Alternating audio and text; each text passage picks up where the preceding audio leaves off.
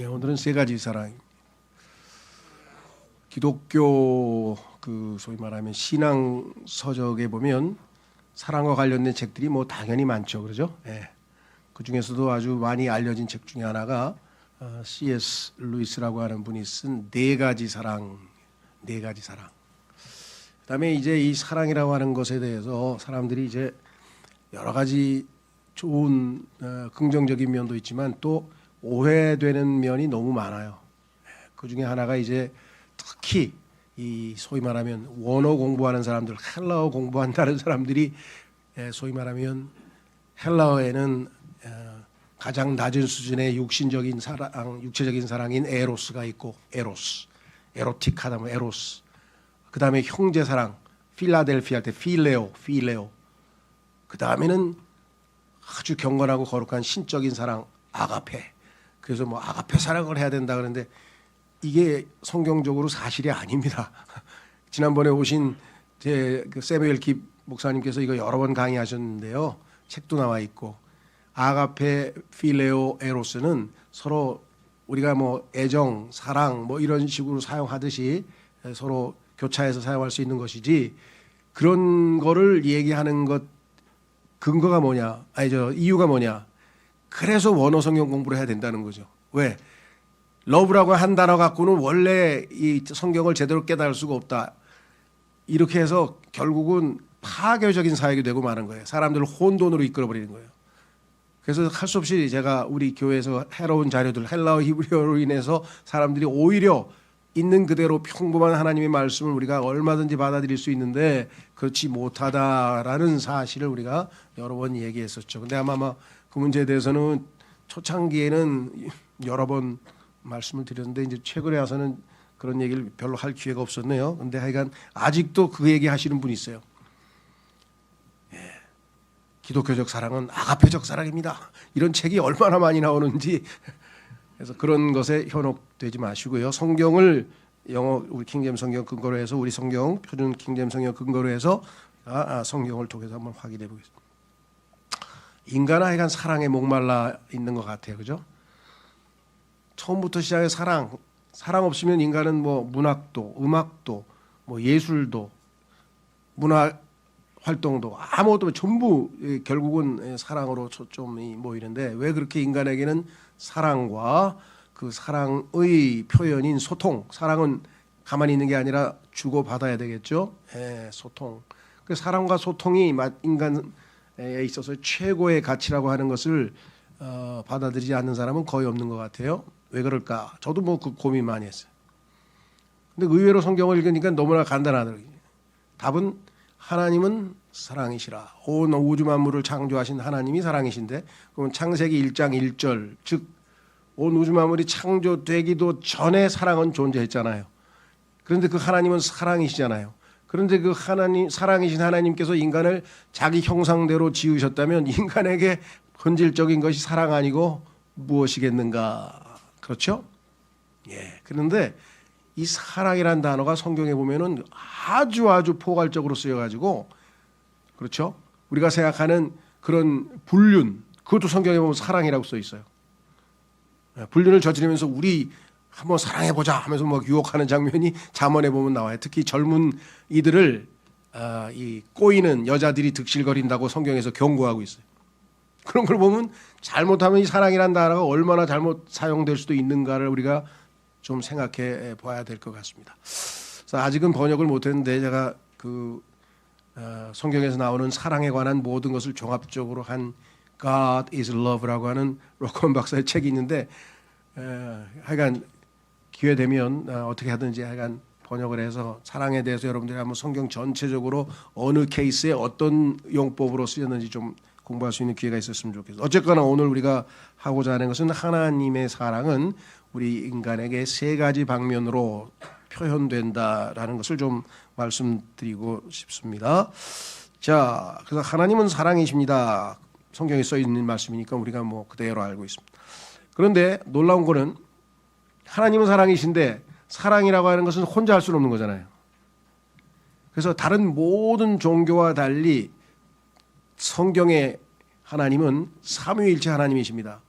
그래서 세 분이서 영원부터 창세가 창조를 하시기 전부터 서로 사랑하고 계셨고 예수님께서도 창세 전에 나를 사랑하신 그 사랑으로 나만 사랑하지 마시고 나를 통해 나를 믿고 구원받은 이 하나님의 자녀들도 그 사랑을 알게 하옵소서라고 예수님께서 요한복음 17장에서 기도하셨어요. 그러니까 우리가 하나님의 사랑을 알고 믿었다면 이 사랑은 그 기원이 영원에 있다는 것이에요. 어마어마한 수준이죠. 자, 그래서 기독교를 사랑의 종교라고 하는 것은 단순히 그냥 우리가 참 서로 예수님께서 말씀하신 것처럼 뭐 원수를 사랑하라. 기독교 사람들은 원수를 사랑하네. 사랑의 종교인가 봐. 그런 차원보다는 훨씬 깊이 있는 이 온 인류, 온 우주의 가장 본질적인 그 요소가 바로 사랑이고 하나님이 바로 사랑이시다. 창세 1장 1절에 태초에 하나님께서 하늘과 땅을 창조하셨느니라. 그래서 우주의 기원인데 그 전부터 사랑이 존재했다는 거죠. 서로 사랑하셨습니다. 한번 확인해 보겠습니다. 예수님의 기도. 요한복음 17장 23절에서 26절. 제가 그들 안에 있고 당신께서 제 안에 계시니 그들이 하나 안에서 완전해지도록 하려 함이니이다. 그리고 이로써 당신께서 저를 보내신 것과 당신께서 저를 사랑하신 것 같이 그들을 사랑하신 것을 세상으로 하여금 알게 하려 함이니이다. 하나님의 사랑을 받았어요. 우리도요. 아버지여, 저는 당신께서 제게 주신 그들 역시 제가 있는 곳에 저와 함께 있도록 하겠나이다. 이는 그들로 하여금 당신께서 제게 주신 저의 영광을 보게 하려 함이니 당신께서 세상의 기초가 세워지기 전에 저를 사랑하셨기 때문이니이다. 오 의로우신 아버지여, 세상은 당신을 몰랐나이다. 그러나 저는 당신을 알았으며 이들은 당신께서 저를 보내신 것을 알았나이다. 그런즉 제가 그들에게 당신의 이름을 분명히 밝혀왔으며 또 그것을 분명히 밝히겠나이다. 이로써 당신께서 저를 사랑하신 그 사랑이 그들 안에 있고 그들 안에 제가 있게 하려는 것이니이다. 그렇죠? 자, 그래서 우리는 이 사랑을 하나님께서 제공해 하셨는데 표현은 저기 나와 있어요. 세 방면으로 표출됩니다. 구원받은 우리도 하나님을 사랑합니다. 베드로전서 1장 8절에서 베드로서에 이렇게 고백했죠. 너희가 그분을 보지 아니하였으나 사랑하는도다. 비록 지금 너희가 그분을 보지 않으나 그럼에도 믿으며 너희는 말로 표현할 수 없는 즐거움과 충만한 영광으로 그분을 크게 기뻐하나니 보지 아니하였으나 사랑하는도다. 분명히 기록되어져 있습니다. 그래서 찬송가에 보면은 하나님의 사랑에 대한 얘기도 많고 우리가 또 주님을 향한 사랑의 노래도 많죠. 그렇죠? 예. 기독교만큼 사랑의 노래가 많은 것이 없고요.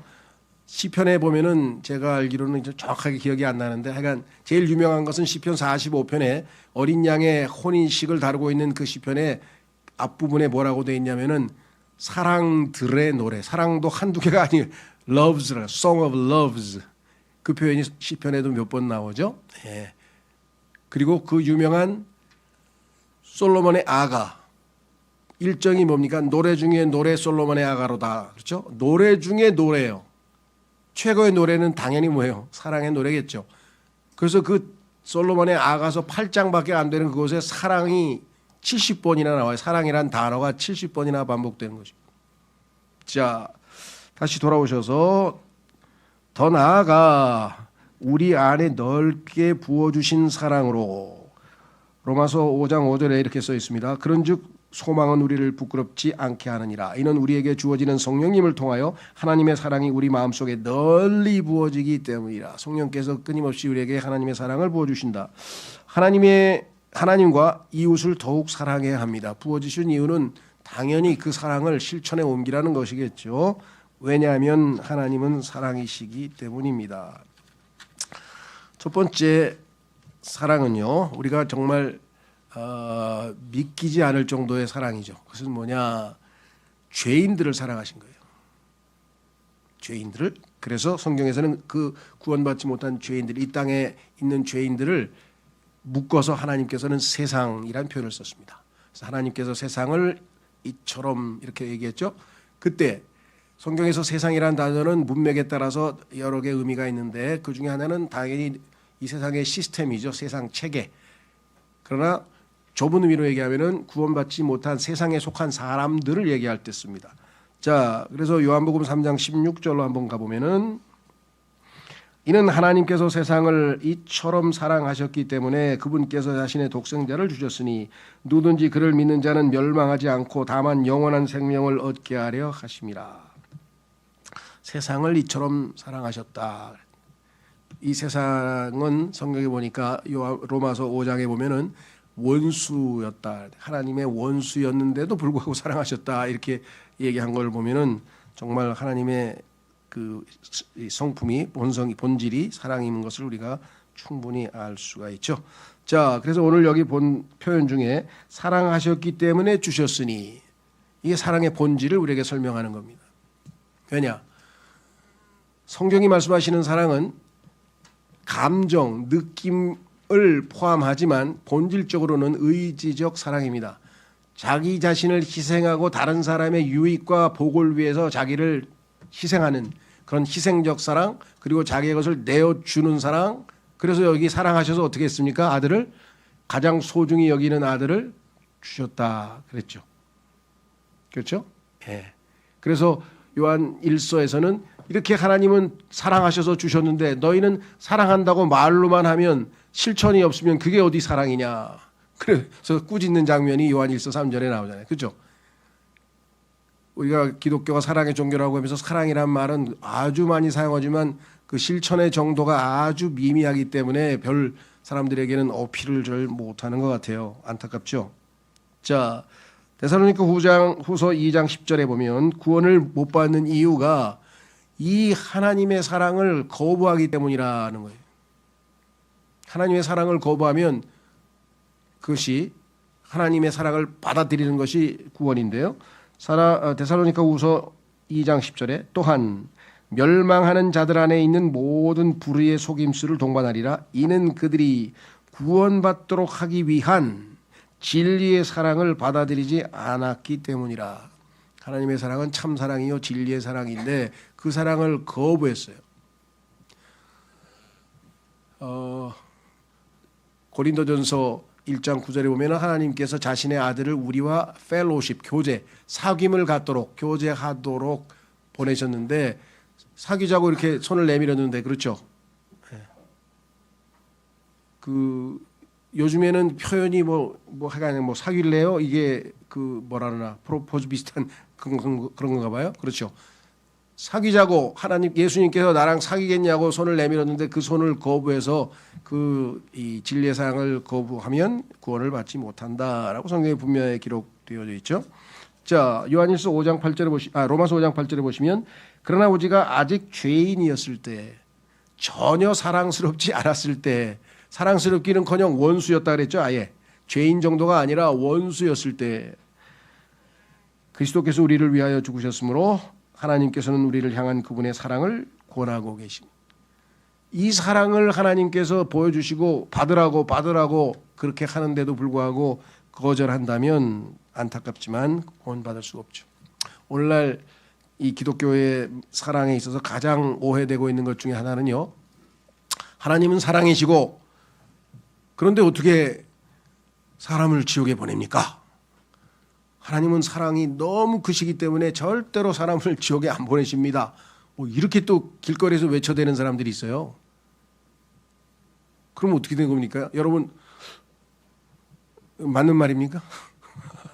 그럴싸하죠. 그렇죠? 사랑이신데 어떻게 인간을 그렇게 영원한 고통의 장소에다 보내시냐? 하나님께서는 영원한 고통의 장소에 갈 수밖에 없는 처지에 놓인 죄인들을 대신해서 죄값을 대신 치르시고 그곳에 가지 않도록 할 수 있는 모든 방안을 마련했는데 그 하나님이 제공하신 방안이신 예수 그리스도를 거부하면 그건 자기가 거부한 거지 하나님께서 거부하신 건가요? 하나님은 지옥을 보내시는 게 아니라 지옥을 누가 선택했어요? 죄인들이 선택한 거죠. 그렇죠? 생명의 길과 사망의 길을 생명과 사망을 내 앞에 두노니 너는 생명을 선택하라. 구약 성경에서도 이스라엘 백성에게 여러 번 말씀하셨죠. 우리도 그런 거 아니에요. 생명의 길과 사망의 길이 여기 놓여 있는데 예수 그리스도를 선택하십시오. 믿으십시오. 그런데 거부하면은 그건 자발적으로 자기가 선택해서 간 것이지 하나님이 사랑이 부족해서 간 건 아니죠. 여기 조심하셔야 돼요. 보통은 그리스도인들도 오해하는 것 중에 하나가 하나님은 사랑이시기 때문에 모든 사람을 다 사랑하신다고 생각하는데 절대로 아닙니다. 예. 하나님께서는 죄인을 미워하십니다. 조심하십시오. 하나님께서는 죄인을 사랑하셨습니다. 십자가에서. 그런데 그 하나님의 사랑을 거부하는 자들은 하나님의 미움의 대상이고, 요한복음 3장 36절에는 아들을 하나님이 주셨는데 그 아들을 거부해서 아들을 믿지 않는 자들 위에는 하나님의 wrath of God, 하나님의 진노가 그 위에 머물러 있느니라 그랬습니다. 하나님의 사랑은 공평하게 다 주어지셔서 십자가에서 모든 사람에게 다 기회가 제공됐어요. 그런데 그 하나님께 반응해서 하나님 예수님 믿고 주님을 사랑하겠습니다, 베드로전서에 나와 있는 것처럼 그렇게 하지 않은 사람에게조차도 하나님은 여전히 기회를 주고 계시죠. 그러나 그들을 사랑하고 계시지는 않아요. 제가 배우기는 어디서 배웠는지 잘 모르겠어요. 제가 배우기는 하나님께서는 죄는 미워하시지만 죄인은 사랑하신다 그러던데요. 그러니까 죄인을 사랑하셨죠. 지금도 하나님이 미워하시는 사람이 성경에 써 있어요. 하나님께서 미워하시는 것이 6, 7개 정도 되는데 그 중에 2개, 둘이 사람이에요. 거기에 거짓말하는 자하고 그 다음에 형제들 간에 불화를 일으키는 자를 미워하신다고 성경에 써 있고, 나머지는 이제 4가지 행동을 미워하신다 이렇게 써. 하나님께서 사람을 미워하시지 않는다고 오해하지 마십시오. 모든 죄인을 사랑하셨어요. 하나님은 이미 십자가에서 사랑을 주셨어요. 거저 주셨어요. 그걸 거부하는 사람에게 강제로 그 사랑을 우겨서 집어넣을 수는 없어요. 그 유명한 속담이 있지 않습니까? 말을 끌어다가 강가에 데려올 수는 있지만 입을 벌려서 물을 먹일 수는 없다 이 말이에요. 자, 그래서 그 사랑에 대해서 오해하시면 안 되겠고요. 자, 두 번째, 우리가 더 중요한 것은 이제는 아들로서의 사랑이죠. 예수님을 받아들였어요. 그래서 하나님께서 예수님께 주신 사랑을 우리에게도 나누어 주시죠. 아들로서 대해 주시는 사랑을 우리가 매일매일의 삶에서 얼마만큼 향유하고 맛보고 사느냐. 하나님의 사랑으로 충만한 사람은 이 세상에서의 사랑이나 이 세상에서의 부나 이 세상의 명예나 이 세상의 권력이나 이 세상에서의 즐거움이나 그런 게 많이 필요하지 않아요. 별로 신경 안 써도 돼요. 하나님의 사랑으로 충만한 사람은, 자, 그래서 첫 번째 요한일서 3장 1절에 보라 우리가 하나님의 아들들로 불리도록 하나님께서 어떤 방식의 사랑을 우리에게 부여하셨는가. 그러므로 세상은 우리를 모르나니 세상이 그분을 몰랐기 때문이라. 십자가서의 사랑을 통해서 우리는 하나님의 아들들이 되는 권능을 얻었죠. 죄인에서 하나님의 아들이라는 신분의 격상, 뭐 격상도 아니죠. 이거는 뭐 어떻게 신분의 뭐 반전이라고 해야 되나? 완전히 뭐 격이 다른 차원의 인간이 되어버렸어요. 하나님의 원수에서 하나님의 친구가 되어버릴 정도로 변화가 있었는데요. 그래서 우리는 이제 하나님의 아들이 될 때 어떤 방식의 사랑이었는지는 십자가의 사랑을 통해서 우리가 이미 잘 알고 있습니다. 요한일서 5장 1절에 누구든지 하나님께서 그리스도의 심을 믿는 자는 하나님께로부터 태어난 것이라. 이 땅에서 출생, 어머니의 뱃속에서의 출생으로 우리가 이 땅의 인간이 되는 것처럼 예수 그리스도를 믿음으로 영적인 출생을 통해서 하나님의 아들이 됩니다. 그리고 나오신 그분을 사랑하는 모든 자마다, 아까 우리가 하나님을 사랑한다 그랬잖아요. 나으신 그분을 사랑하는 모든 자마다, 구원받은 하나님의 자녀마다, 하나님의 자녀들마다 그분에게로 태어난 자도 사랑하느니라. 하나님께서 나만 낳으신 것이 아니고 다른 지체들도 다 하나님이 낳으신 것이겠죠. 자, 성경에서는 의외로 우리가 생각하는 것과는 달리 사랑하면 사람들은 제일 뭐랄까 숭고한 사랑이랄까요? 가장 숭고한 사랑은 모성애라고들 많이 얘기를 하고 있죠. 그렇죠? 모성애. 그 다음에 이제 가장 아름다운 사랑, 그거는 이제 연인 간의 사랑. 그렇죠? 글쎄요, 제가 알기로는 뭐 부성애에 대해서 그렇게 막 열심히 설명하는 사람은 별로 못 본 것 같아요. 제가 뭐 있기는 있겠죠. 그런데 모성애보다 또 연인 간의 이 아름다운 사랑, 그것보다는 부성애에 대해서 언급하는 건 훨씬 빈도수가 적죠. 예. 역시 인간은 하나님의 길과는 반대 길로 가는 것 같아요. 하나님은 성경에서 사랑이라는 단어를 창세기 22장에서 처음으로 사용하셨습니다. 물론 영원 전부터 아까 얘기했던 사랑이 있긴 있었죠. 성경에는 요한복음에 뒤늦게 언급됐지만, 근데 그 사랑은 창세 전에 있었던 사랑이에요. 아버지가 아들을 향한 사랑이 사랑의 원조예요. 사랑의 본질이에요. 자, 그래서 인간 세상에 있어서도 하나님께서는 사랑이라는 단어를 창세기 22장 2절에서 아브라함이 네가 사랑하는 네 아들을 바쳐라 할 때 사랑이라는 단어를 처음으로 사용하셨어요. 확인해 보겠습니다.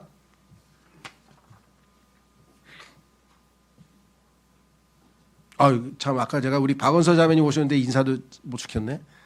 찬이 어머니 오셨는데 이따가 인사들 하고 가십시오. 제가 요즘 이래요. 메모를 안 해놓으면은 깜빡깜빡해서 소개도 못해 눈에 띄네 이렇게. 예, 여기 보시면은 뭐라고 되어 있느냐. 창세기 22장 2절에 그러자 그분께서 말씀하시기를 이제 너는 너의 아들 곧 내가 사랑하는 너희 독자 이삭을 데리고. 성경에서 해석 원칙에 있어서 첫 번째 언급의 법칙이라는 게 첫 번째 성경에서 나오는 사랑이라고 하는 그 문맥이 원래 성경의 사랑의 기본 의미를 우리에게 일관적으로 보여준다. 그래서 내가 사랑하는 너희 독자 이삭을 데리고 모리아 지역으로 가라. 그리고 거기서 내가 너에게 알려줄 산들 중 하나 위에서 그를 번제물로 바치라. 이것은 무엇입니까? 나중에 하나님께서 십자가에서 자신의 아들을 내어줄 것을 아브라함 아버지를 예표하고 이삭은 예수 그리스도를 예표하고 그런데 하나님은 사랑하는 아들이지만 그렇죠? 그를 우리에게 내어주셨던 것을 우리가 성경에서 말씀하고 있습니다. 자, 그래서 이제 우리도 하나님의 사랑이 우리 마음속에 널리 부어진다고 아까 우리 로마서 5장 5절에서는 살펴보았고요. 자, 그 다음에 우리가 여기서 지금 제가 로마서 5장 5절 네 번째 성경 구절 대신에 성경 구절 하나 다른 걸로 찾아보겠습니다. 에베소서 1장으로 한번 가보겠습니다. 에베소서 1장. 우리가 누구 덕분에 하나님의 아들로 입양되고 하나님이 우리를 받아주셨는가. 하나님께서 우리를 아들로서 받아주셨죠. 예수님을 믿음으로. 근데 거기에 관여하신 분이 계세요. 그게 뭐냐. 바로 하나님의 사랑받으시는 분 예수 그리스도 안에서 우리를 받아주셨다. 에베소서 1장 6절. 에베소서 1장 6절. 제가 이 구절을 일부러 찾는 이유는 이 구절이 개역성경을 포함해서 모든 성경에서 다 변개돼서 킹제임 성경에만 정확하게 사랑받으신 분 안에서 우리가 받아들였다는 표현이 나오기 때문에 기억해 두시라고요. 어떻게 변개됐는지는 한번 나중에 찾아보십시오. 그분의 은혜의 영광을 찬송하게 하려 하심이라. 그분께서는 우리를 그 은혜 안에서와 그다음에 그 사랑받으시는 이 안에서 기꺼이 받아들여지게 하셨느니라. 하나님께서 우리를 죄인을 구원하셔서 하나님의 자녀로 만드셔서 자신 안으로 집안으로 하나님의 집안 하나님의 권속으로 받아들이시게 됐는데 그것은 바로 사랑받으시는 분 안에서 이루어진 일이다. 성경은 말씀하고 있죠. 자, 이제 우리가 실질적으로 한번 좀 기억해야 될 것은 하나님의 사랑하면 우리는 그 달콤한 하나님의 사랑, 은혜, 축복 막 전부 이렇게 긍정적인 것만 생각하는데요. 그건 우리가 항상 하나님께 충만한 가운데 하나님을 잘 섬길 때 얘기고 때로는 그렇죠. 우리가 아직 우리 안에 우리 육체 안에 죄가 거하고 있기 때문에 우리가 하나님의 목표 우리를 예수 그리스도처럼 변화시켜서 하나님 예수 그리스도의 모습으로 만드시기 위해는 여러 가지의 과정이 필요한데 그것은 바로 훈련의 과정이고 그 훈련의 과정에는 징계라고 하는 수단이 동원되죠. 그래서 영어의 discipline이라는 단어는 훈련이라는 단어도 의미도 있고 징계라는 단어도 있는데 하나님은 사랑하시는 자는 회초리를 드신다. 이걸 이해 못하면 뭐 하나님 뭐 사랑하신다 말도 뭐 내가 인생이 이렇게 꼬이는데 하나님이 날 뭘 사랑하시긴 뭘 사랑하신다는 거야. 사랑하면 나에게 항상 좋은 것들. 근데 문제는 뭐예요? 우리가 생각하는 좋은 것은 뭡니까? 나를 편하게 해주고 뭐 잘 먹게 해주시고 그냥 모든 일이 잘 풀리고 그걸 우리는 굿이라고 생각하는데 하나님이 생각하는 굿은 뭐예요? 자신의 아들의 형상대로 우리를 바꾸어서 아들의 수준으로 높이시는 게 하나님께서는 선이고 그 선한 일을 우리 안에서 이미 시작하셨다라고 빌립보서 1장에 써 있잖아요. 그러니까 초점이 다른 거예요. 하나님이 생각하시는 굿하고 우리가 생각하는 굿하고 다르다. 히브리서 12장으로 가보겠습니다.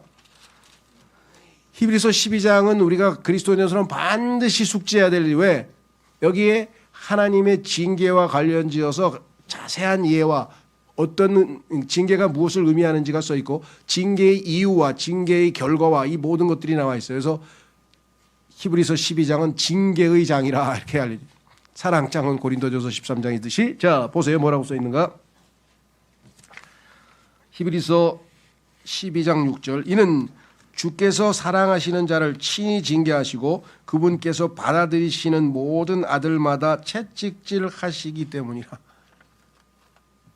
말씀드린 것처럼 나무가 열매를 잘 맺게 하기 위해서는 가지치기가 필요하다 그랬죠. 우리도 성령의 열매를 풍성하게 맺기 위해서는 가지치기가 필요해요. 그것이 하나님의 징계의 손길이죠.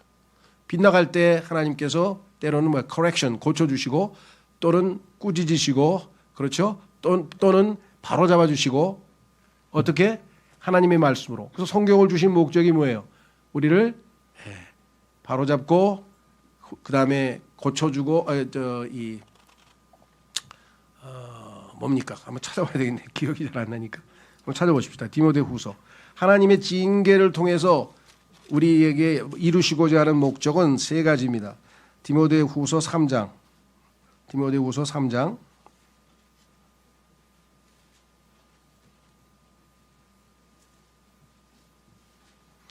16절. 디모데후서 3장 16절. 모든 성경 기록은 하나님의 영감으로 주어지는 것으로 교리와 책망과 아까 얘기했지. 빗나가면 책망하셔야죠. 꾸짖어야죠. 두 번째는 바로 잡아줘야죠. 고쳐줘야죠. 세 번째는 의로 훈계해서 올바르게 살도록 해주셔야죠. 결국은 17절 하나님의 사람이 완전해지며 내가 완전하니 너도 완전하라고 하신 예수님 말씀대로 완전해지려면 하나님의 말씀을 통해서 이와 같은 훈련의 단계가 필요하죠. 모든 선한 행위들에 철저히 갖추어지게 하려 함이라. 자, 그래서 하나님의 채찍질을 하나님의 징계의 손길을 하나님의 사랑의 매로 받아들일 줄 아는 수준까지 가야 이제 신앙생활 제대로 하시는 거고 어려운 일이 생길 때마다 무슨 하나님이 나를 사랑하시 하나님 사랑 안 하세요 나 그런 마음이 여러분에게 들었다면 아직도 하나님의 사랑이 무엇인지 제대로 잘 모르시는 거고 그렇죠? 예. 늘 뭐 가끔가다 그런 얘기 하잖아요. 뭐 사자는 자기 뭐 어디야 뭐 절벽에다가 새끼를 떨어뜨려 가지고 강하게 키운다 뭐 이런 얘기를 하셨는 애가 들리던데 뭐 어느 정도 일리 있는 말이네요. 자, 그다음에 요한일서 4장으로 가셔서 아들로서의 사랑을 마무리 짓겠습니다. 우리가 그분을 사랑하노니 그분께서 먼저 우리를 사랑하셨기 때문이라. 먼저 사랑하셨기 때문에 우리가 반응하는 겁니다.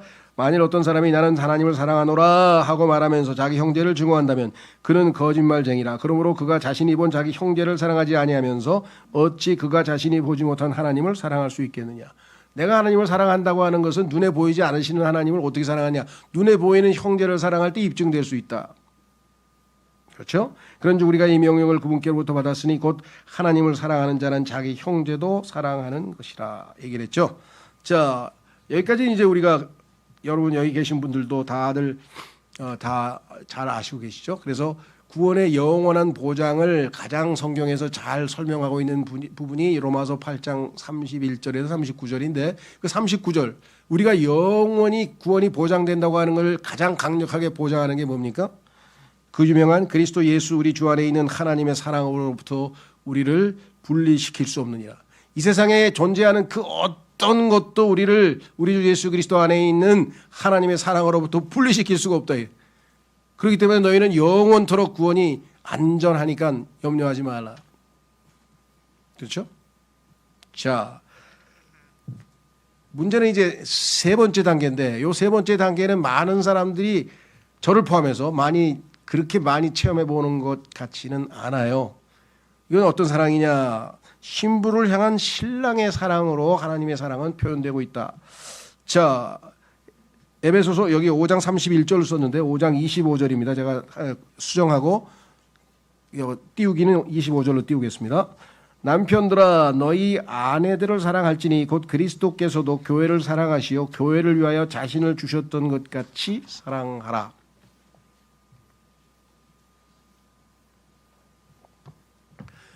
이 구절이 쉽게 이거 뭐야 이거 뭐 너무나 잘 아는 구절인데 아닙니다. 이거 조심하셔야 돼요.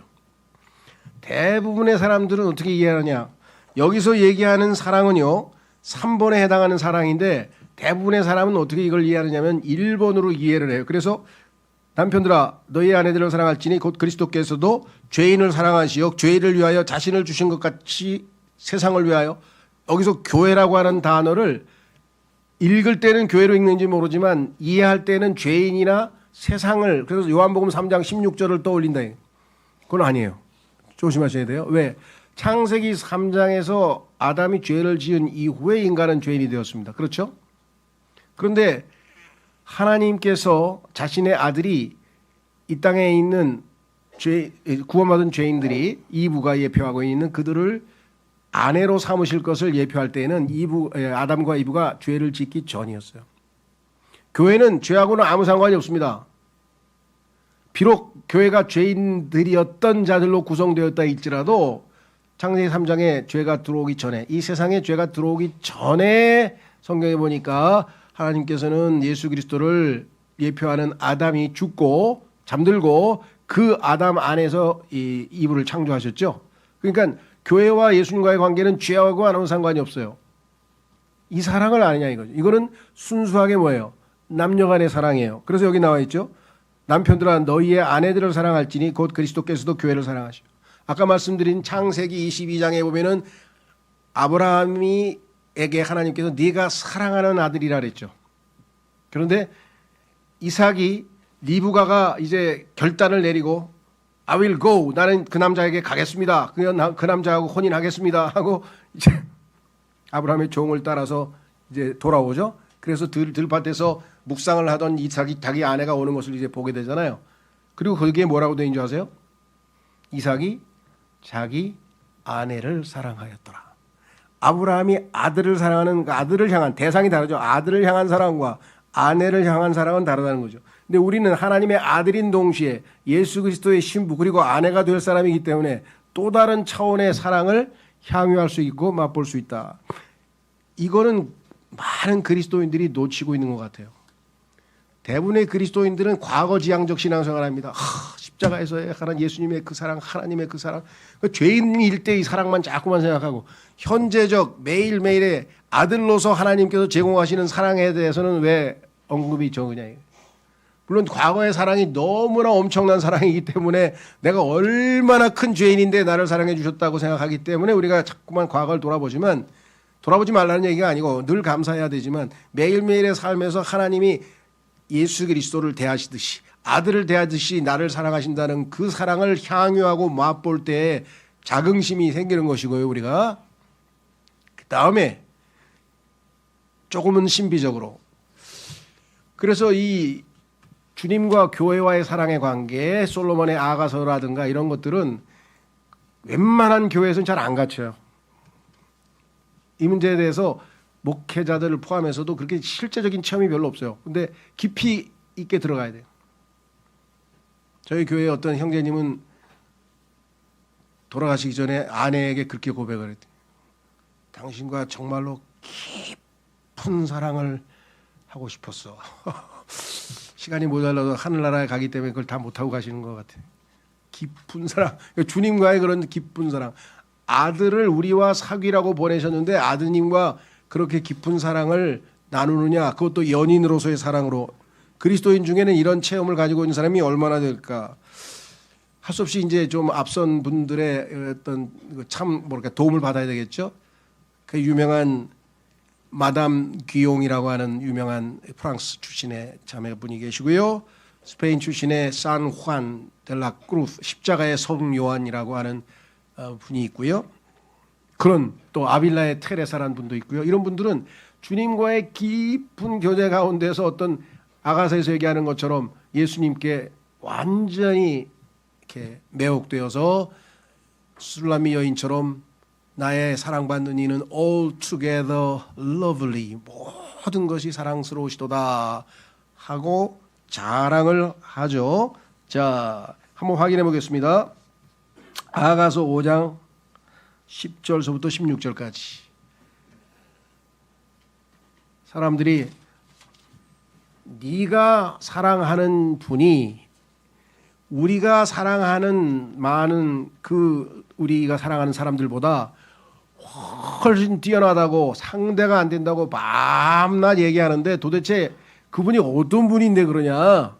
도대체 어떤 분인데 그렇게 네가 이렇게 늘 자랑하고 하느냐? 그랬더니 아주 그냥 당당하게 자기가 사랑하는 분에 대해서 소개를 하는 거예요. 근데 그게 조금은 신비적이어서 이게 뭔 소리일까? 체험의 수준으로 좀 들어가야 될 것 같은데요. 보세요. 나의 사랑을 받는 이는 희고도 불구스름하니 하나니 1만 명 가운데 제일 가는 분이시라. 그분의 머리는 최고급 정금 같고 그분의 머리털에들은 숱이 많으며 까마귀같이 검도다. 그분의 두 눈은 물들이 흐르는 강가들에 있는 비둘기들의 눈 같아서 젖으로 우유 얘기합니다. 젖으로 씻겨져 알맞게 박혀있도다. 그분의 두 뺨은 향료들이 있는 침상 같고 감미로운 꽃들 같도다. 그분의 입술은 백합들과 같아서 감미로운 향을 내는 모략 방울을 떨어뜨리는도다. 그분의 두 손은 녹주석을 물린 금반지들 같도다. 그분의 배는 사파이어들이 입혀져 밝게 빛나는 상아 같도다. 그분의 두 다리는 정금 장붓 구멍들 위에 맞물린 대리석 기둥들 같도다. 그분의 용모는 레바논 같으니 백향목들처럼 탁월하도다. 그분의 입은 지극히 달콤하도다. 진정 그분은 온통 사랑스러우시도다. 오 예루살렘의 딸들이여 이분이 나의 사랑을 받느니요 이분이 나의 친구시라. 이게 무슨 소리 하는 것 같아요? 그건 주님에 대해서 뭔가를 느껴서 시적으로 표현했지만 외모에 빗대어서 했지만 이 모든 것 하나하나가 이 여인이 체험한 그분의 아름다운 모습들을 지금 다 이렇게 얘기를 했잖아요. 그죠? 하나님께서는 자신의 아들과 이렇게 깊이 있는 친밀한 사랑의 관계로 우리가 들어갈 수 있도록 그렇게 말씀을 하고 계신다라는 것을 우리가 좀 확인했으면 좋겠습니다. 20세기의 그 복음 전도자 중에 중국의 워치만 리가 공산당이 이렇게 점령당한 다음에 그의 후계자인 위트니스 리는 이제 피난가 가지고 대만에서 사역을 했지만 워치만 리는 감옥에 갇혀서 20년 동안 감옥에 있었어요. 그 유명한 일화가 있어요. 20년 동안 독방에 갇혀 있으면 여러분 어떨 것 같아요? 너무너무 답답하고 지루하겠죠. 20년 동안 독방에 갇혀 있는데. 그러니까 사람들마다 그게 궁금한 거예요. 20년 동안 어떻게 지내셨어요? 어떻게 지냈습니까? 20년? 난 전혀 20년인지는 몰랐대요. 시간이 안 가는 거예요. 뭐? 그저 주님과 교제하느라고 신혼여행을 즐겼을 뿐이야. 20년 동안 신혼여행을 즐겼는데 아직도 그걸 어떻게 우리가 그런 체험을 하지 않고서 그냥 자기가 지어낸 얘기일까요? 네. 그래서 이런 체험을 하신 분들이 아까 얘기했던 중세 그 십자가의 성요한이라든가 이런 분들의 책들에 보면은 그런데 솔로몬의 아가서도 우리는 읽으면서 이 여인이 이 소위 말하면 신랑에게 사랑하는 이에게 얼마만큼 매록되었으면 이와 같은 고백을 할 것인가.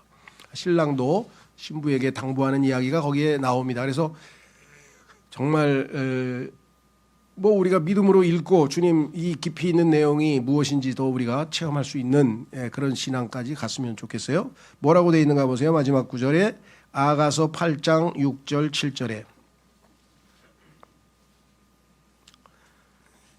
그대의 마음 위에 나를 인장같이 새기고 그대의 팔 위에 인장같이 새기라. 이는 사랑은 죽음처럼 강하고 질투는 음부처럼 잔인하기 때문이라. 그곳의 숯들은 지극히 강렬한 불꽃을 내는 불의 숯들이라.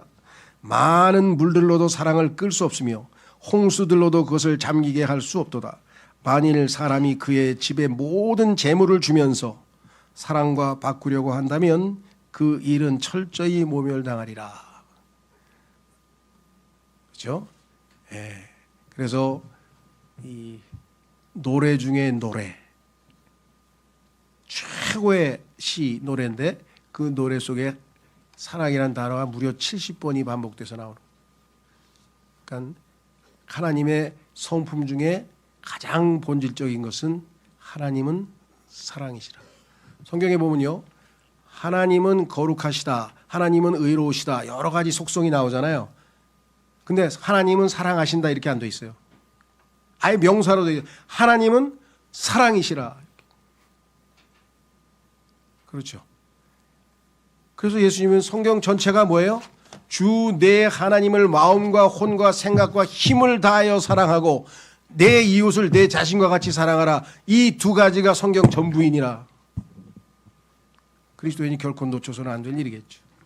사랑은 아름다운 감정, 그다음에 우리가 느낌 포함하지만 거기서 멈추는 것이 아니라 희생적 의지적 사랑으로 나를 희생해서 다른 사람의 유익을 위해서, 나를 희생해서 다른 사람의 기쁨을 위해서 내어주는 것이 성경에서 말씀하시는 진정한 사랑의 의미인데, 하나님께서 바로 그와 같은 사랑을 우리 죄인이었을 때도 보여주셨고 지금 하나님의 아들인데도 보여주고 계시고, 예수님은 우리를 나중에 혼인식에서 만날 신부로서 지금 우리를 사랑해주고 계신다. 그렇죠?